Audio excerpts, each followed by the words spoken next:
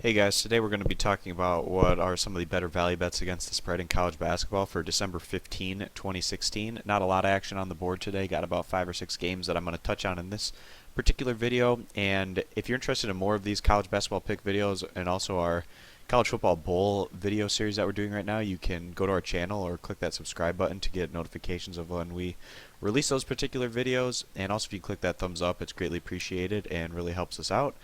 If you're interested in more pick content in other sports or more college basketball content, you can head over to stumpthespread.com by clicking this logo here in the top right hand corner.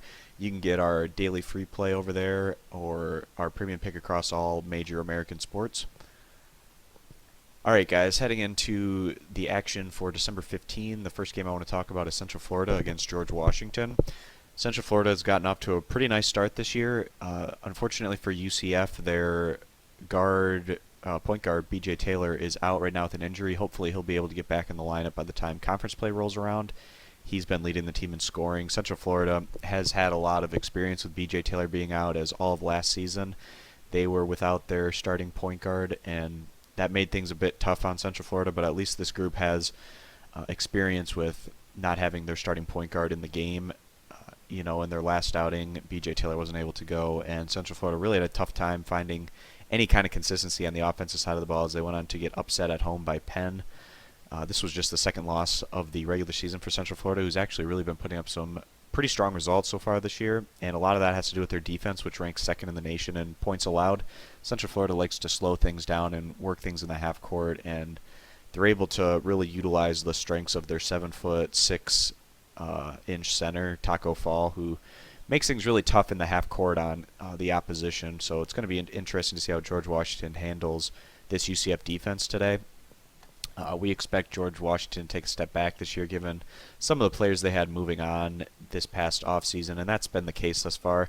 George Washington does return Kavanaugh, who's one of the better big men in the Atlantic 10, but also, unfortunately for George Washington, one of their better players is out with Yuta Watanabe, who was really expected to have or really build off of the strong results he had last year, but he hasn't been able to do that, obviously.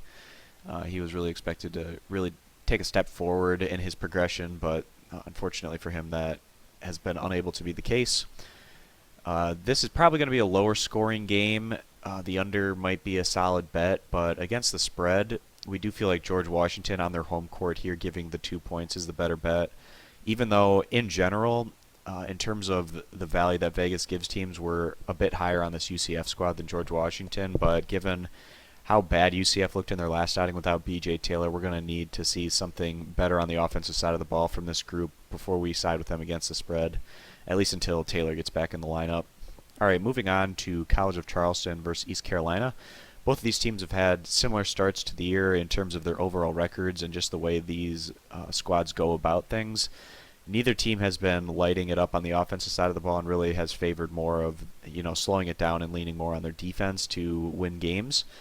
As a result, this is probably going to be a lower scoring matchup, and you can see that in this total here, which is just at 118, which is very, very low, and we could even get below that, meaning this game could end in the 50s range is where Vegas sees this one. East Carolina getting the home court advantage here. College of Charleston, they've had quite a bit of time off. This is their first game in about 10 days or so. But to be fair, East Carolina has also had quite a bit of time off, about a week or so. Both these teams are probably going to be a little bit rusty coming into this one. Both these teams do a lot of similar things, and with the home court advantage, we feel like that's going to help East Carolina here, but it's obviously not going to be quite as strong as the home court you typically get like in a conference matchup or something. This is just a mid-December game. It's hard to get that strong home court advantage in these particular situations given the fact that a lot of students are taking finals or moving back home for the winter break, but still nonetheless, we do think that East Carolina has the higher ability on the offensive side of the ball. At least that's what they've shown so far this year, although not that much higher in terms of where these teams rank nationally in terms of their offensive output, but we still like the Pirates here, giving the points as a pretty solid value bet on their home court. Moving on to Georgia Southern against Florida International. This Georgia Southern squad has really been testing themselves in the non-conference and going against quite a few teams on the road. This is going to be their third straight true road game in a row. which is probably going to have some effect on the fatigue of this team, but we still value this Eagles squad quite a bit more than Florida International. In their last outing, Georgia Southern looked really strong, bouncing back from the really poor performance on the road against Minnesota as they went on to convincingly beat a decent Florida Gulf Coast squad. And, you know, they don't have to travel too much further from that particular matchup as they go here against Florida International on the road. FIU hasn't gone against quite as tough of a schedule as Georgia Southern has faced, and they also haven't been having much success. This team is really having a tough time finding consistency on either side of the ball, and they're coming off a really poor result in their last outing. They actually also went against Florida Gulf Coast on the road in their last matchup, and they went on to lose that one in blowout fashion themselves, losing by about 20 points. Just off that result alone, Georgia Southern clearly the stronger team overall, and coming into this one, we feel like the Eagles giving the 3 points here is a pretty solid bet in a game that they should most likely win in an atmosphere that's probably not going to be all that tough to play in.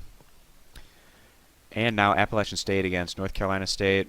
Appalachian State loves to push the pace of play. They've really been putting up some large numbers on the offensive side of the ball this year, but on the flip side of that, Appalachian State hasn't been able to stop anyone defensively. And this North Carolina State squad, a lot of people liked them to improve from where they were last year, given the fact that they brought in a really strong recruiting class, but I'm not necessarily sold on that. Cat Barber moved on, and he was averaging well over 20 points per game for the Wolfpack last year, and that was a team that really underperformed. They also lost the Martin twins, who were big contributors. We really didn't like this North Carolina State squad to be all that much better than they were a year ago. And so far this year, North Carolina State has generally been taking advantage of the mediocre and lower competition that they've been going against, but their defeats have come in some of their tougher outings and against Creighton and Illinois for the Wolfpack. North Carolina State really isn't building up their RPI quite as well as they would have wanted to in the non-conference, but it also hasn't been a complete disaster thus far. Their underclassmen are getting acclimated to the system, and this is a group that should get better as the years go, or not the year, the season goes on, given the fact that underclassmen, once they get their legs under them, they can improve in a system. As you know, we see that with Kentucky a lot. They're kind of an extreme example, but we do expect North Carolina State to get better as the months drag on here. Appalachian State has shown the ability to put up a lot of numbers on the offensive side of the ball, which could make this really large spread tough for North Carolina State to cover. This is going to be a higher scoring game, but we do like the Mountaineers here getting the points. All right, guys, moving on to the next game on the board. We got Coastal Carolina against Auburn. Coastal Carolina, in their tougher matchups on the road this year, have been semi-competitive, but they've also fallen by double digits in a number of these particular matchups. This is going to be another tough test for Coastal Carolina here, going on the road into a tough road atmosphere. Auburn's home fans really bring the noise no matter what time of year it is, and that's always a factor here for the Tigers. Auburn's slowly rebuilding their program with head coach Pearl over there, bringing in his guys and implementing his system. Auburn's coming off a really bad loss in their last outing on the neutral site against Boston College, but getting back home, we really expect this Auburn defense to be able to turn over Coastal Carolina quite a bit with their press defense and turn that into easier buckets for Auburn as they outpace Coastal Carolina here, winning and covering this 11-point spread. And the last game that we want to talk about for today's action is going to be Murray State against Ole Miss. Murray State has been a bit streaky so far this year, and that's to be expected from a group that really relies a lot on the jump shot.